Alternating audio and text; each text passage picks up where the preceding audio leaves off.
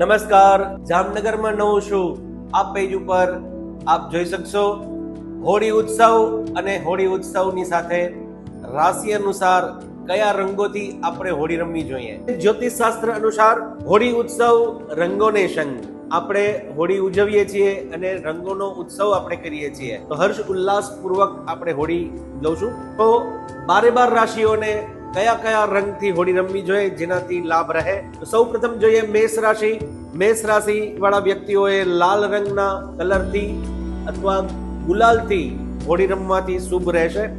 વૃષભ રાશિ વાળા વ્યક્તિઓને સફેદ રંગ અથવા અબીલથી હોળી રમવાથી શુભ રહેશે। મિથુન રાશિ વાળા માટે લીલો રંગ, કર્ક રાશિ વાળા વ્યક્તિઓને સફેદ રંગ, સિંહ રાશિ વાળા વ્યક્તિઓને ગુલાબી રંગ, કન્યા રાશિ વાળા વ્યક્તિઓને પોપટી રંગ, તુલા રાશિ વાળા વ્યક્તિઓને સફેદ રંગ, વૃશ્ચિક રાશિ વાળા વ્યક્તિઓને નારંગી રંગ, ધન રાશિ વાળા વ્યક્તિઓને પીળો રંગ, મકર રાશિ વાળા વ્યક્તિઓને બ્લુ રંગ, કુંભ રાશિ વાળા વ્યક્તિઓને જાંબલી રંગ અને મીન રાશિ વાળા વ્યક્તિઓને પીળા રંગ હોળીમાં કલરથી આખી હોળી ઉત્સવ ઉજવવાથી લાભ રહેશે।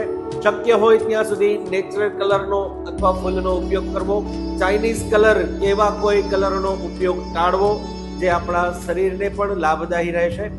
તો આ હતું 12 રાશિઓનું જ્યોતિષ શાસ્ત્ર અનુસાર હોળી ઉત્સવ રંગોને સંગ આવા જ કાર્યક્રમોને લઈને જામનગરમાં નવો શો લઈને આવશે જ્યોતિષ શાસ્ત્ર અનુસાર।